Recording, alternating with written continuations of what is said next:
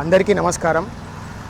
ఈరోజు సరిగ్గా జూన్ 9 నాటికి 11 సంవత్సరాల మోడీ గారి పరిపాలనలో ఏ విధంగా మన దేశ అభివృద్ధి జరిగిందో ఇది ప్రజలందరికీ తెలియాలని చెప్పి మా బీజేపీ కార్యకర్తల 122 డివిజన్ వారి గారి ఆధ్వర్యంలో ఆయన చేసిన అనేక అభివృద్ధులు మనం చూసుకుంటున్నైతే కొన్ని చారిత్రకమైన నిర్ణయాలు కూడా తీసుకున్నారు. అది చూసుకుంటే ఒకటి ఆర్టికల్ 370 కానీ, ఒక రామ్ మందిర్ కానీ, ఒక వక్త్ బోర్డ్ అమెండ్మెంట్ బిల్స్ కానీ, ఇదే విధంగా చూసుకుంటే డిమానిటైజేషను, యూపీఐ, మన రీసెంట్గా జరిగిన సర్జికల్ స్ట్రైక్స్ కానీ, నేటి అనేక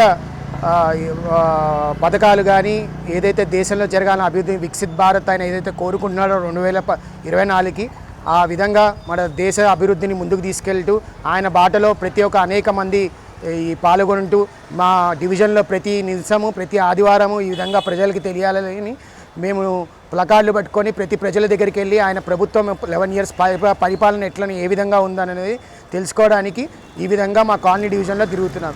ఈ ప్రోగ్రామ్కి నాకు సహకరించిన బీజేపీ సీనియర్ నాయకురాలకు ధన్యవాదాలు తెలుపుకుంటూ మరోసారి బీజేపీ ప్రభుత్వం మరి తెలంగాణలో ఒకసారి వస్తే ఇదే విధంగా ఏ విధంగా మన సెంట్రల్లో జరుగుతుందో అదే విధంగా మనం స్టేట్లోనూ చేసుకోవచ్చు. సో దయచేసి వచ్చే ప్రభుత్వం బీజేపీని ఎన్నుకోవాలని కోరుకుంటూ ప్రజలందరికీ ధన్యవాదాలు తెలుపుకున్నాను. భారత్ మాతా కీ, భారత్ మాతా కీ జై శ్రీరామ్.